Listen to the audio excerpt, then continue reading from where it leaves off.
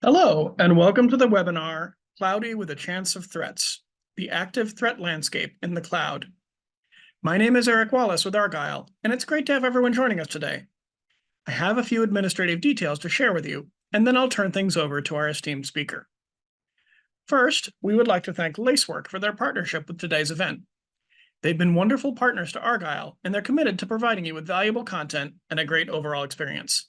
Thank you again to Lacework. We appreciate you joining us today.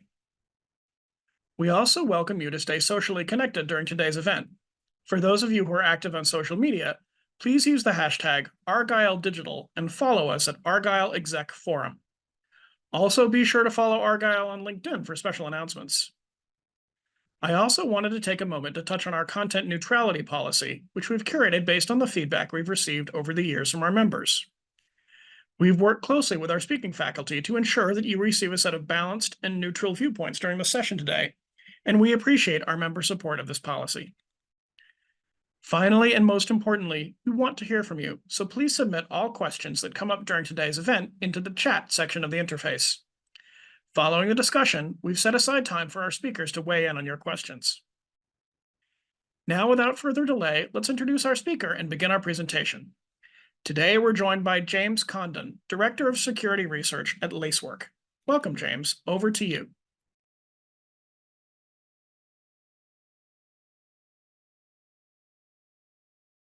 Hello, everyone, and welcome to this presentation, Cloudy with a Chance of Threats. I'm James Condon, and I'm going to be talking to you today about the active threat landscape in the public cloud.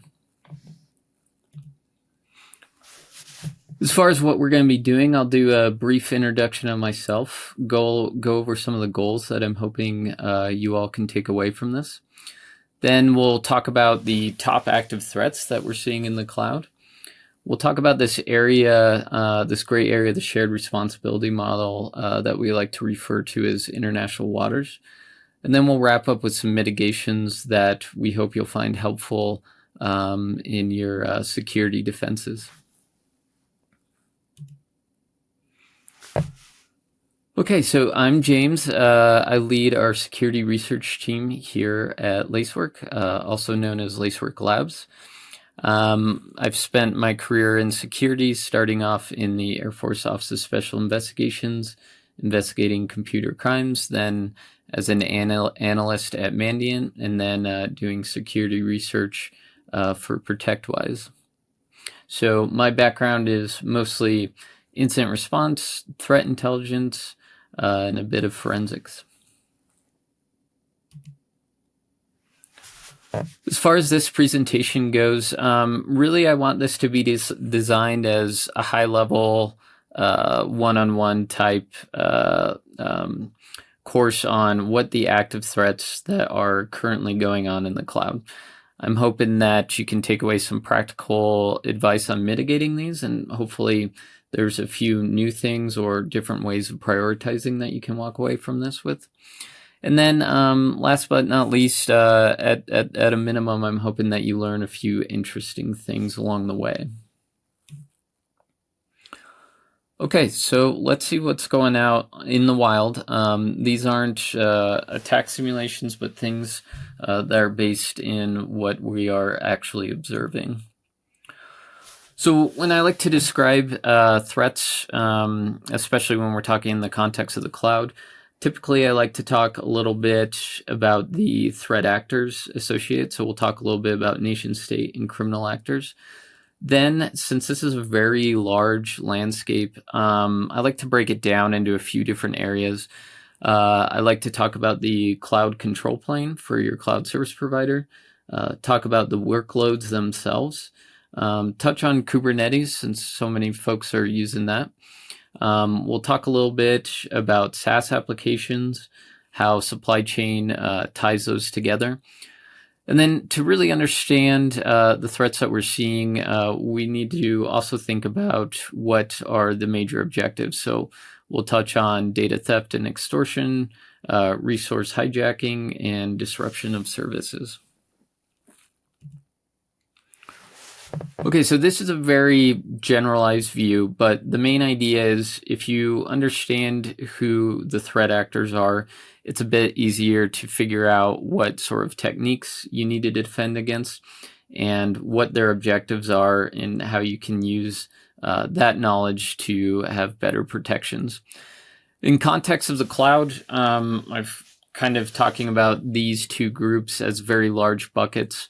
There is overlap between these, but in general, when we talk about nation state and APTs, we're generally talking about a group that is working on behalf of some sort of other government. It's carrying out those objectives. These objectives are usually data theft. Sometimes they're espionage. Other times it's economic advantage, so trying to get some sort of gain over some of the competition. Now, within these groups, we typically think of them as being highly sophisticated. It's kind of a wide range of sophistication. Sometimes it's a lot of personnel with kind of mid-level sophistication, or a very small group of highly sophisticated. The other type of actor I want to talk about is criminal. So we see a lot of this in the cloud. The main difference here is criminals are, their main objective is going to be financially motivated. So this can be everything from well-organized groups that are working with other criminal groups that may even be working with nation state, to just individuals who are looking to make some money and looking for opportunities. Generally, the objectives that we're going to see here is resource hijacking, data ransom, and extortion. Okay, in the next series of slides, I'm going to kind of break apart the actual attack surface and talk about the threats that we primarily see in each. So the first one is the cloud control plane. So this is your cloud service provider like AWS, Google Cloud, Azure, other clouds as well. And it's essentially that control plane that allows you to use their services. Now, the primary threat that we're seeing a lot of is identity compromises. So if this is AWS, we're talking about compromised users, we're talking about compromised roles. Over the past 4 years, we've seen what feels like an exponential increase in this, despite several mitigations being put in place to reduce the chance of this. But as an anecdote, in 2023, we've observed hundreds of these. We've even had a few instances where on the same day, the same actor breaches multiple victims. Often we're asked, how are these identities compromised? This has been going on for a while. There's a lot of different ways that this can come about, and some are getting mitigated well, and then there's some that are still a little bit unknown. But in general, there's compromises from vulnerabilities that lead to access of credentials, whether it's an application storing it or an application that can call a service to get it. Sometimes it's accidents like uploading them to repositories. Even though there's a number of protections for these in places like GitHub, there's other public places that people might accidentally upload these. Phishing is another one. Access brokers, you can think of those as underground forums where access to different environments is sold. And like I mentioned, sometimes we just don't know exactly how these were taken over. The reason I highlight this as kind of a top threat is it underpins a lot of attacks that are going to happen in the cloud.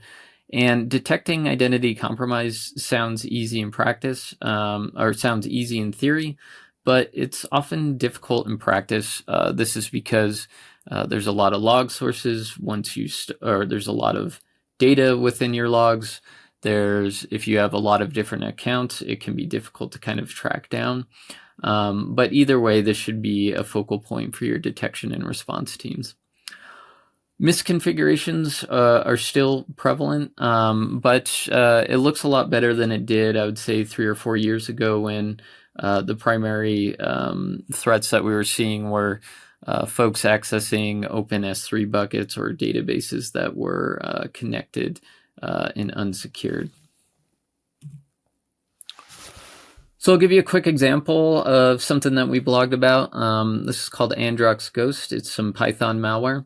The way it operates is it will do mass scanning of the internet looking for Laravel environment files. This is a PHP web framework. Now, if it finds them, it'll parse these environment files, and it's looking for all kinds of different secrets, whether it's AWS, SendGrid, or Twilio. If it gets the AWS keys, typically what we'll see is some SMTP spam abuse. We'll see backdoor users being created, and then possibly hands-on keyboard interaction with the console. This malware can also spread laterally by brute forcing SSH. The interesting anecdote with this one is when we discovered it in 2022, the volume of scanning was extremely high. We saw about 40% of the environments we monitor being scanned by this threat. So what we're seeing here is these attacks kind of ramping up and how prolific they are. Okay, the next piece of the attack surface I'd like to talk about is the workloads. So this is your compute, it's your Linux hosts, it's your Windows hosts. In general, how these get compromised follows this workflow here. Usually it starts with mass scanning for exposed vulnerabilities. One thing I'll highlight here is we did a blog on out-of-band application security tools. So these are primarily used for pen testers being able to enumerate different vulnerabilities. But now we see attackers find these to be very popular to use for scanning on the internet. Project Discovery is one of the most popular ones. So what we'll observe is there'll be everything from security researchers when a new CVE comes out, getting an idea of how much the internet's affected. And then we'll also see threat actors essentially building up target lists to go after. So once scanning's complete, targets are found, next step is exploitation. And generally, there's a number of other pieces of malware that will be installed. So typically, there'll be some sort of script that will prepare the system for installation. We'll see modules for lateral movement, cryptojacking, denial of service. A lot of times, we'll see these attempt to move laterally to other workloads. And then more concerning is evidence of actors trying to get from the workload into the cloud control plane. So here we have a few other threats that we've covered in a few different blogs. These are just kind of examples of what we're seeing where the workload is the primary initial infection vector. Kinsing is a prolific threat that we see quickly adopting remote code CVEs, primarily engaged in cryptojacking. Down this list a little bit is Dark IoT. This is a botnet used for DDoS attacks, also adopting CVEs very quickly. But you'll see that in general, even though the objectives are a little bit different, there's a lot of different threats taking advantage of new vulnerabilities that are published and creating botnets to carry out their objectives. The next piece of the service I'm going to talk about of the attack surface is Kubernetes threats. So a lot of people are using Kubernetes to orchestrate their containers. This has a good overlap with workloads. But specifically when we talk about Kubernetes threats, we're talking about kind of two major scenarios. One is the control plane to Kubernetes. So the API server, basically anything where you can control the orchestration service itself. And then escaping from the containers or pods to the underlying hosts, which can provide other pivots such as into the cloud control plane.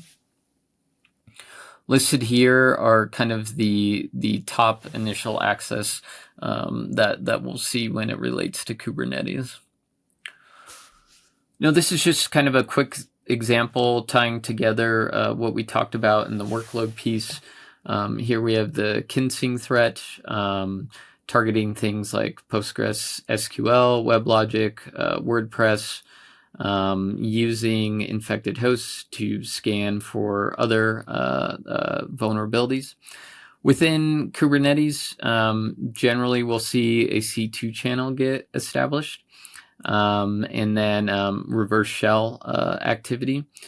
And then the interesting thing for escaping out of these pods is typically when we think of container breakouts, there's just this really large range of techniques from just taking advantage of a poorly configured container all the way down to actually having some pretty technical and intricate exploits. Typically, these actors, what we see is they want to find something where they can deploy new pods or containers, deploy them in a misconfigured state such that it's trivial for them to break out of the container and get to the host. So it's kind of a workaround where they get around the fence by creating their own fence with a hole in it, so to speak. Another big and growing even bigger piece of the attack surface is SaaS applications. So as a little bit of background, there's many reports that companies adopting SaaS applications is growing pretty dramatically. This opens up a very large attack vector in which a lot of these actors can accomplish their objectives without having to use your cloud infrastructure, like your cloud service provider and the workloads that you have running on it. I've listed out a few different examples here. One is customer engagement SaaS tool being taken over to exfiltrate victims' data. Others are data extortion by gaining access to SharePoint accounts.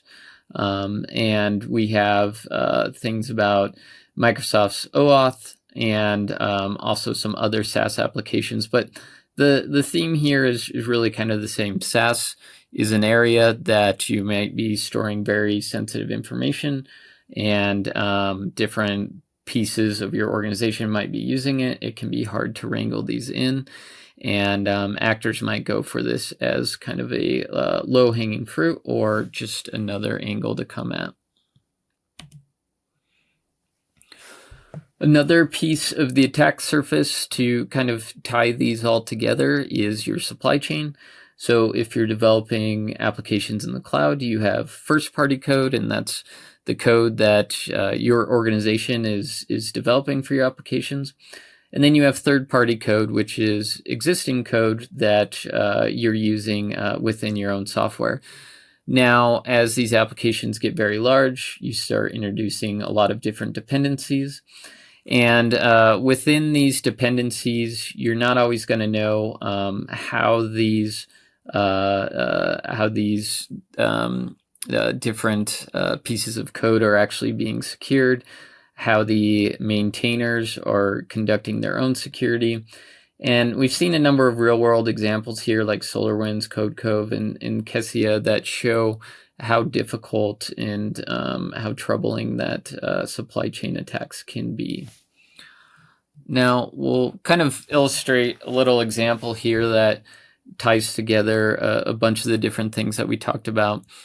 So we've mostly spoken about criminal actors and them going after resources for crypto mining or denial of service.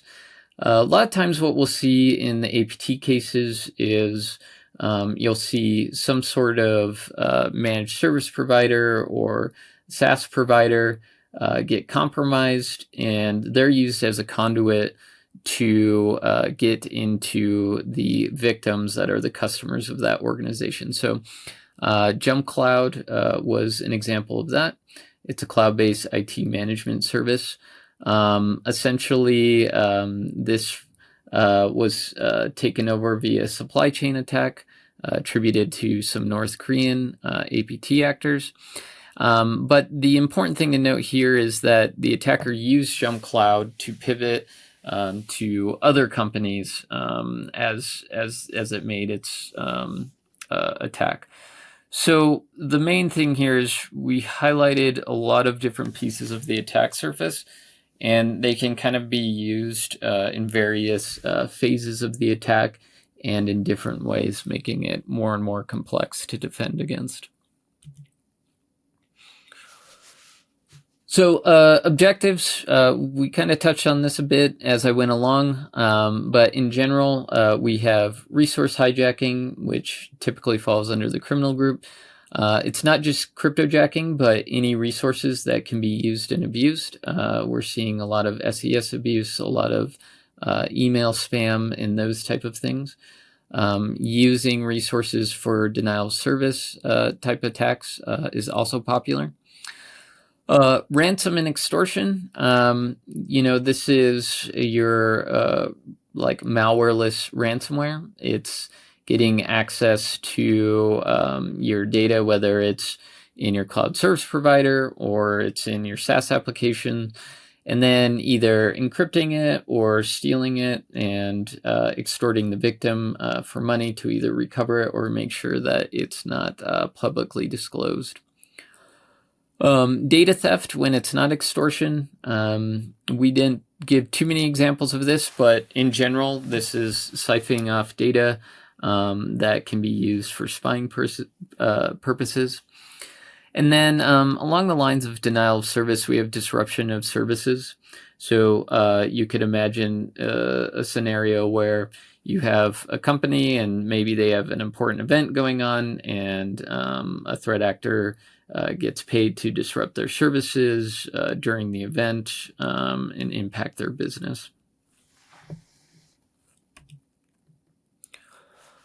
Okay, so now we're going to touch on this gray area of the shared responsibility model that I mentioned earlier.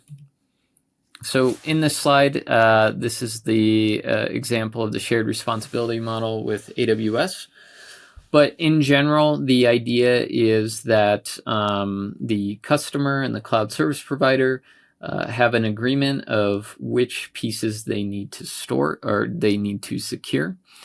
And in the case of cloud service providers, in general, we secure our data centers and the software that runs on top of our servers.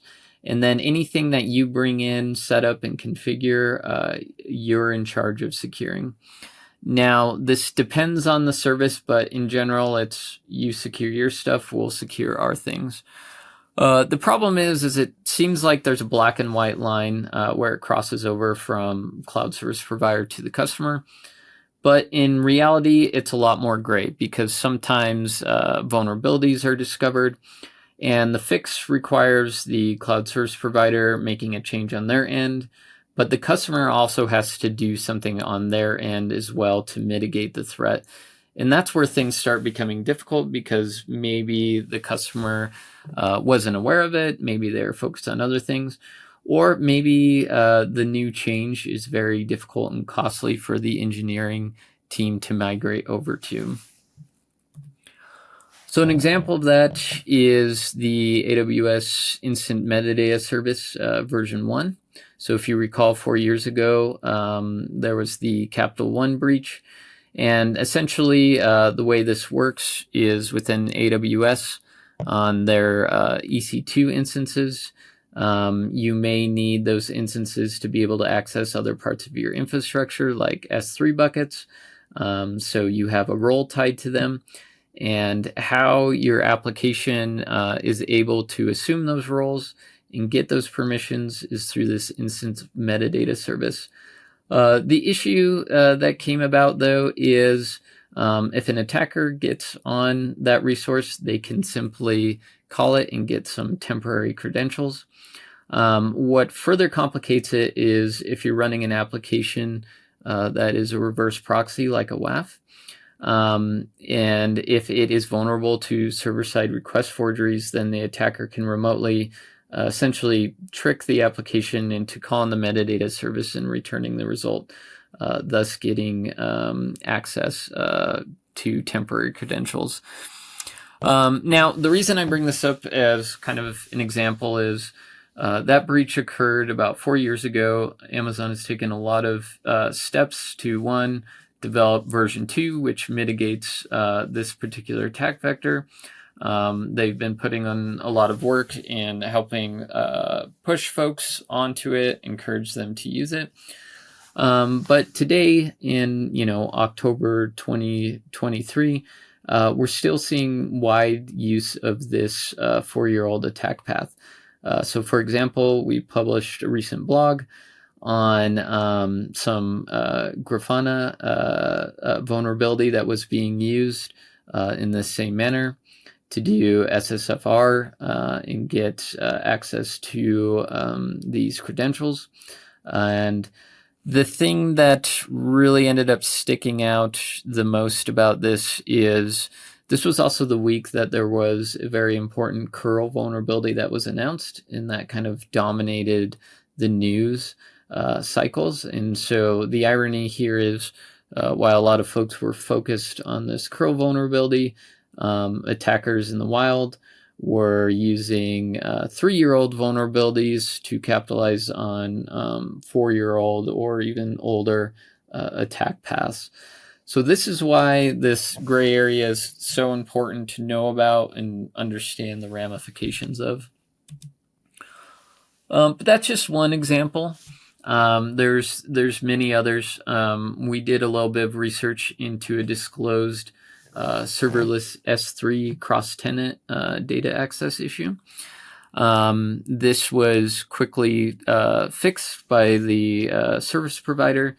But when we checked in on it about 6 months later, the accounts that we were monitoring, we noticed, only 30% of them had taken the corrective actions to mitigate this. So in this example, the fix was the customer needs to apply some explicit statements into the policies that they're attaching to these buckets. So it requires action on their part. And then as we see over time, it's easy for security teams to either miss this, or maybe it's costly for them to implement it, or the security team just can't advocate to get those applied. So here are 2 examples. There are several others, and I think that this will kind of be a focal point that as defenders, we're going to need to highlight and we're going to need to focus on going forward. Okay, so we'll kind of end this session with some mitigations. Some of them you'll have heard before, but hopefully there might be a couple new things in here that you can take back to defending your own cloud. In our ideal world, you have an endless budget for a world-class security engineering team, and they can build all the solutions that you need that are tailor-fit to your organization and your applications. But this is very difficult. This is a very long and costly journey. So for everyone else out there, here are a few different areas that we recommend focusing on. So ingress control, this is controlling what is accessing your environment from the internet. This one has been around for as long as computer security's been around, but it's still a difficult one to implement, and we know that this problem hasn't been fixed because we still see this mass scanning of vulnerabilities becoming highly effective and people breaking in through the front door. Now, a control that you may not know much about, but I highly recommend, as it essentially mitigates most of these malware-based attacks, is an egress control. So the idea being here is your servers can only talk to whitelisted external servers. The reason to do this is when you have a new 0-day come out, think of Log4j. A lot of these 0 days that are remotely executed recall post exploitation are going to require a callback. And then that callback is going to start downloading malware in second stages, and then you get command and control. What this ultimately boils down to is if you limit where your servers can talk outbound to, then you can, even if you get exploited by the next 0 day, you effectively mitigate all the post-exploitation activities. Least privilege, that one's always going to be around. It can be very difficult as your accounts grow, but as you can see when we talked about the cloud service provider control plane, credential identity compromise is going to be your top threat. So the least amount of users and permissions that you can implement, the more that you can kind of contain the blast radius if something does occur. Another one put on the list is unphishable second factors. This one's important because a few years ago, we're trying to get everyone to use MFA. We also know that not all factors are created equal, and we see a number of attacks that are against like SMS and push notifications. What we're recommending here is using things like YubiKeys, things that use yourself as the security ID that you need to be there to access. This will give yourself another layer of security. And then last but not least, first step here, this international waters thing isn't going to be solved overnight. And I think the first thing is getting people to understand and be aware of where and how this can happen. We have a tendency to focus on what are the things that get a CVE ID and less so on what are the actions that have been taken by our cloud provider that we need to do something with. So a good starting point is making sure you have strong awareness of this. You understand where the communications come from your service providers, and you try and action those as quickly as possible. Last but not least, start thinking about your SaaS applications and how you can go a step further in securing those. There's SaaS security posture management solutions. A lot of SaaS providers are providing documentation on proper configuration. Least privilege is also very important in this area. It's easy to onboard a new app and then give everyone access and not worry about it.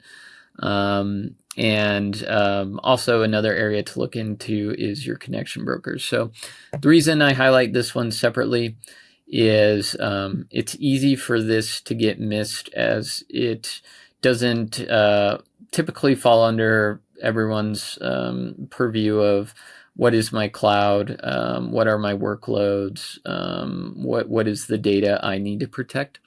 And sometimes you need to protect the data that other folks have.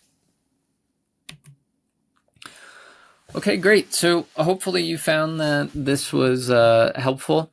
And thank you very much for your time. If you have any questions, feel free to reach out to me at james@lacework.com, and I'd love to hear from you. Thanks.